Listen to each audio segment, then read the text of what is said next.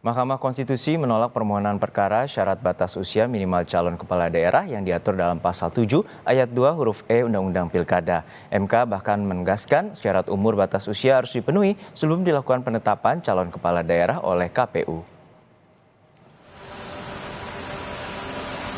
Mahkamah Konstitusi (MK) menolak permohonan perkara syarat batas usia minimal calon kepala daerah.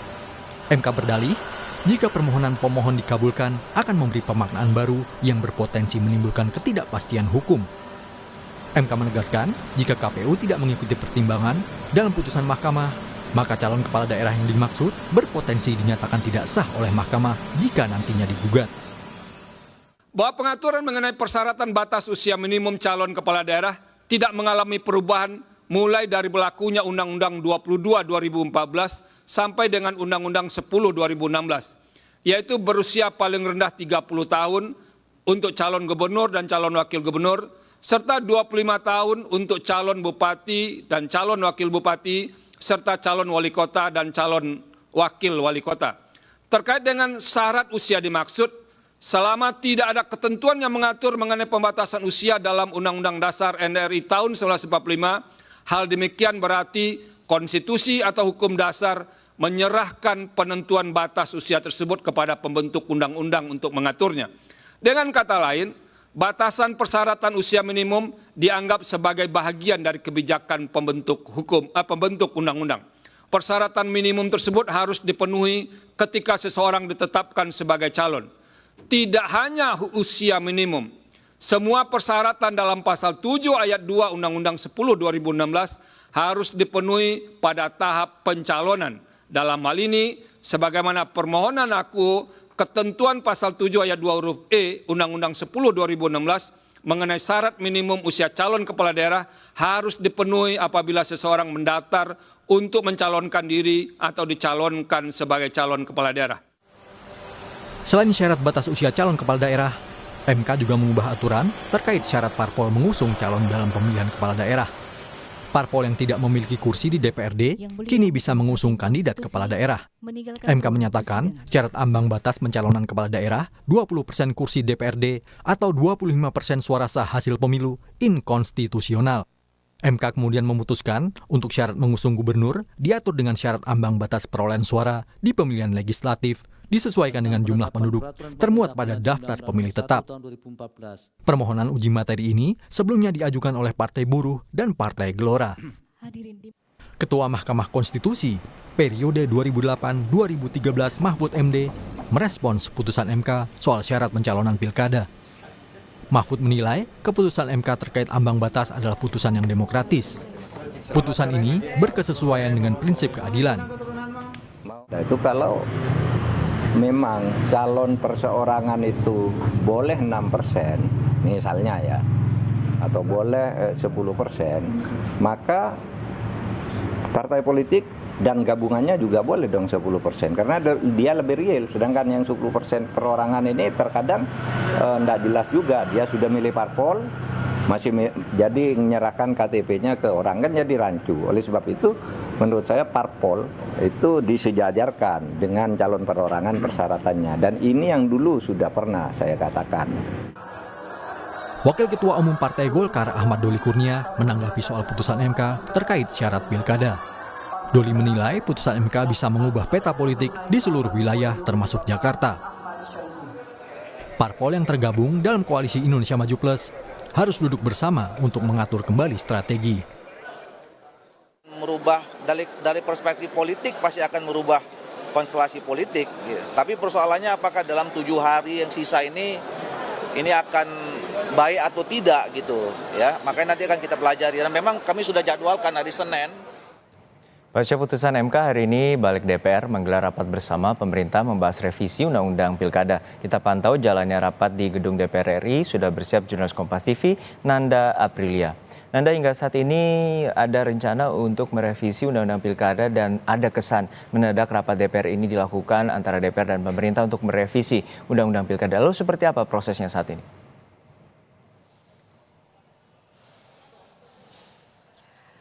Selamat siang Junior dan juga saudara, tampaknya demikian beberapa pihak juga beranggapan seperti itu, kesan dadakan.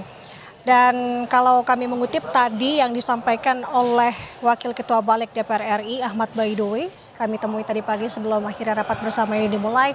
Ia pun menampik sebenarnya ini tidak dadakan, Juno dan juga saudara. Ia pun menjelaskan sejarah terkait akhirnya RUU Pilkada ini kembali dibahas di DPR hari ini bersama dengan pemerintah. Namun lebih jelasnya nanti akan saya sampaikan. Saya ingin lebih dulu menyampaikan bahwa hari ini sudah masuk ke rangkaian tadi dibuka oleh rapat bersama pemerintah dan juga DPR dihadiri oleh beberapa pihak, yakni Menteri Dalam Negeri Tito Karnavian dan juga ada Menkumham, tadi ada Supratman Andi Aktas yang juga hadir. Nah, yang menarik tadi kami sempat mewawancarai Menteri Dalam Negeri yang menyebutkan bahwa tadi ia memberikan beberapa dim baru, setidaknya ada kurang lebih 30 dim baru terkait dengan RUU Pilkada. Dan lebih lengkapnya berikut adalah penuturan Menteri Dalam Negeri terkait dengan hal tersebut. Revisi undang-undang ini sendiri, Pilkada, sebetulnya ini adalah bukan hal yang baru, tapi inisiatif dari DPR RI yang mengirimkan surat oleh Ketua DPR RI kepada pemerintah, CQ Presiden, tanggal 21 November 2023. Kemudian ada beberapa usulan-usulan revisi saat itu. Pemerintah kemudian menunjuk 3 menteri. Menteri itu Menteri Dalam Negeri, Menteri Kumham, dan Menteri Keuangan mewakili pemerintah untuk membahas. Dan kami sudah melakukan pembahasan internal pemerintah, panitia antar kementerian, termasuk juga mengundang KPU, Bawaslu, DKPP, dan saat itu kita sedang menyusun DIM, daftar isian masalah, yang jumlahnya 496, yang meliputi 42 pasal, 12 usulan baru pemerintah, dan ada 30 usulan baru dari DPR RI.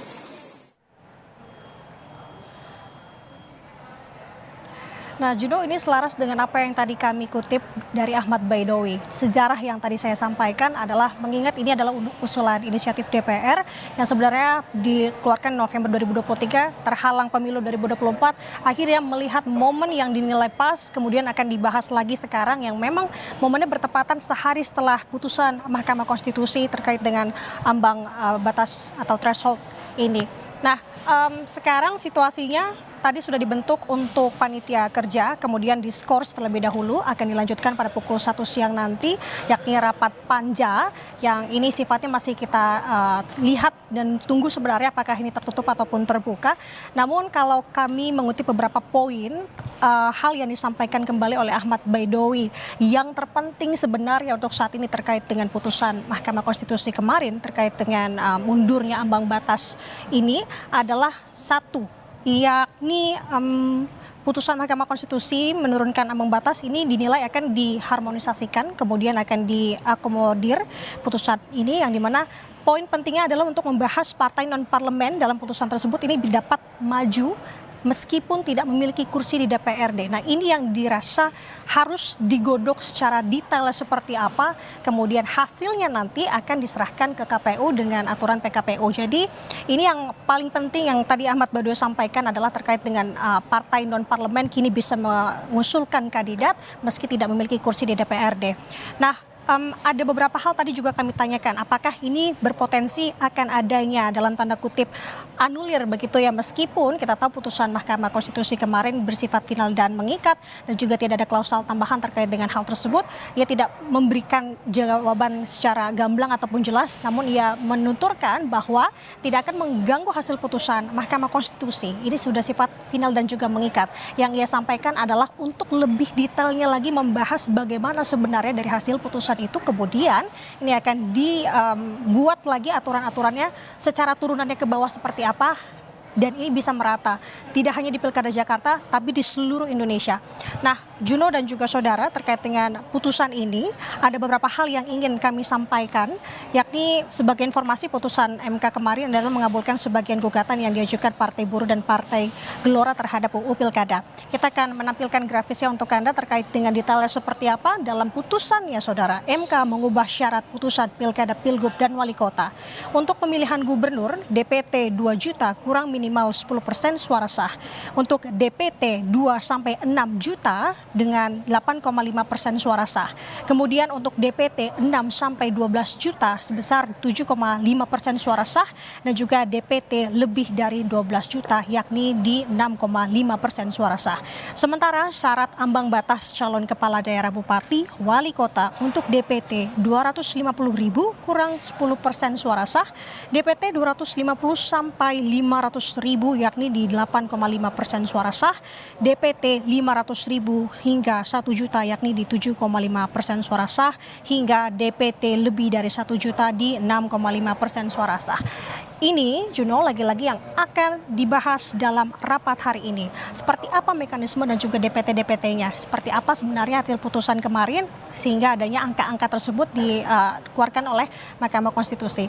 Lagi-lagi saya sampaikan kita akan menunggu bagaimana perkembangan yang akan digodok di dalam terkait dengan RUU Pilkada. Apakah ini benar akan mengakomodir, mengharmonisasikan putusan MK ataupun sebaliknya? Kita akan lihat dan tunggu dan kita akan informasikan selengkapnya untuk Anda. Juno, sementara kembali ke studio. Baik, terima kasih atas laporan Anda, jurnalis Kompas TV, Nanda Aprilia dari Gedung DPR RI Jakarta. Lalu kita akan membahas dampak dari putusan MK. Kita terhubung dengan pengajar pemilu Fakultas Hukum Universitas Indonesia, Titi Anggraini. Selamat siang, Mbak Titi, sehat selalu? Selamat siang, Mas Juno. Alhamdulillah sehat ya. Juga untuk kita semua. Baik, Mbak Titi, ini sebelum kita membahas terkait dengan putusan MK yang final dan mengikat, ini ada upaya juga di DPR terkait dengan revisi Undang-Undang Pilkada. Bagaimana Anda melihat proses di DPR ini, dan tadi juga kita akan membahas terkait dengan apakah ini mengharmonisasi atas putusan MK atau sebaliknya? Iya, jadi kalau kita ikuti perjalanan RUU Pilkada ini merupakan agenda lama DPR yang sudah dimulai sejak 2023. Di mana pada bulan November 2023 itu disahkan RUU Pilkada ini sebagai RUU inisiatif DPR. Pada waktu itu tujuannya adalah hendak memajukan Pilkada yang semula di bulan November 2024 menjadi ke bulan September 2024. Kenapa ingin dimajukan? Ada banyak faktor, antara lain yang kalau kami bisa baca pada waktu itu, karena anggota DPR hasil pemilu 2024, kalau pilkadanya di bulan September 2024, maka dia kalaupun kalah tetap bisa dilantik sebagai anggota DPR pada 1 Oktober 2024. Karena mengapa? Karena ada persyaratan di Undang-Undang Pilkada bahwa anggota DPR itu harus mengundurkan diri kalau dia maju di pilkada. Jadi kalau pilkadanya September, dia kalah sekalipun kursinya tidak akan lepas yang dia dapat di 2024 karena dia baru dilantik 1 Oktober begitu. Tapi kan kemudian ada putusan Mahkamah Konstitusi, putusan nomor 12 garis miring PUU strip 22 Romawi garis miring 2024 dan putusan nomor 27 tahun 2024 yang dalam pertimbangan hukumnya Mahkamah Konstitusi mengatakan pilkada tidak boleh diubah jadwal keserentakannya selain dari yang sudah diatur dalam pasal 201 Undang-Undang Pilkada, yaitu di bulan November 2024. Nah, dua putusan MK itu melandaikan perubahan atau revisi terbatas Undang-Undang Pilkada ini. Makanya kan kemudian di bulan November 2023 dia menjadi RUU inisiatif yang disahkan di paripurna, tapi kehilangan gregetnya begitu ya, karena pilkada harus jalan tetap di November 2024 dan KPU pun sudah menerbitkan peraturan KPU nomor 2 tahun 2024 tentang tahapan dan jadwal pilkada serentak 2024. Nah, kalaupun kemudian RUU ini misalnya bergulir terus, hari ini ada pembahasan di Balik, pertanyaan mendasarnya apa materi yang akan dilanjutkan pembahasannya. Kalau kita baca naskah yang disahkan pada saat paripurna sebagai RUU inisiatif ya, jadi baru inisiatif, belum pembahasan bersama, pada waktu itu antara lain ingin mensinkronkan beberapa nomenklatur dan pengaturan terkait persyaratan calon yang sudah diputuskan oleh Mahkamah Konstitusi. Misalnya soal peristilahan Panwas pemilihan menjadi Bawaslu kalau tingkatnya adalah pengawas yang permanen karena ada putusan MK nomor 48 tahun 2019 yang mengatur soal itu. Kemudian juga soal persyaratan mantan terpidana yang maju pilkada serta merespon putusan nomor 85 tahun 2022 di mana penyelesaian perselisihan hasil pilkada itu diselesaikan tetap oleh Mahkamah Konstitusi bukan oleh Badan Peradilan Khusus karena tidak lagi ada perbedaan antara rezim pilkada dan pemilu.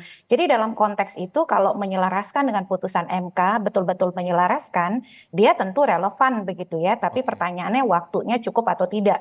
Karena membuat undang-undang itu bukan hanya soal maunya DPR dan pemerintah, tapi juga wajib ada partisipasi masyarakat yang bermakna. Nah, memang sekarang ada 2 dan beberapa putusan MK lain yang berkaitan dengan pengujian undang-undang pilkada. Contoh soal syarat usia ya, penentuannya kapan, lalu kemudian threshold atau ambang batas untuk mencalonkan terkait perolehan suara minimal dan juga soal kebolehan kampanye di kampus. Jadi kalau pembentuk undang-undang dalam hal ini DPR ingin melanjutkan, maka tidak boleh dan tidak lain tidak lain dan tidak bukan begitu ya, itu harus 100% mengakomodir putusan MK. Tidak ada agenda untuk kemudian menyimpangi apalagi mengurangi dan mendistorsi isi putusan MK.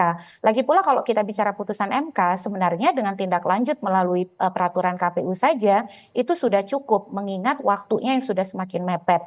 Jadi kalau kemudian ada upaya-upaya misalnya melakukan perubahan, melanjutkan perubahan dengan memberi tafsir atau interpretasi yang tidak sejalan dengan putusan MK, maka itu akan menjadi sumber kekacauan dan turbulensi baru bagi penyelenggaraan Pilkada serentak 2024 yang akan sangat merugikan dan destruktif ya terhadap segala proses yang kita sudah lalui, Mas Juno. Ya, tapi begini Mbak, apakah ini ada potensi untuk menggagalkan dari putusan MK karena kita ketahui bahwa misalnya DPR berpendapat bahwa ini adalah open legal policy dan akhirnya ada sesuatu syarat-syarat tadi putusan MK terkait dengan ambang batas ataupun juga syarat usia. Seperti itu ada upaya-upaya seperti itu Mbak Titi? Iya, selentingannya ada, tapi kan selentingan itu akan terkonfirmasi dari proses hari ini yang berlangsung. Jadi harapan kita adalah jangan sampai kemudian selentingan itu menjadi nyata. Sebab tidak ada saya kira pandangan publik ya, ada tidak pandangan masyarakat yang menyatakan bahwa putusan MK ini tidak pro demokrasi. Ini aura dan suasananya berbeda sekali dengan contoh putusan 90. Hampir semua liputan, catatan, komentar itu positif. Karena seolah-olah publik itu mendapatkan harapan baru, keragaman pilihan politik, dan ini menguntungkan semua partai.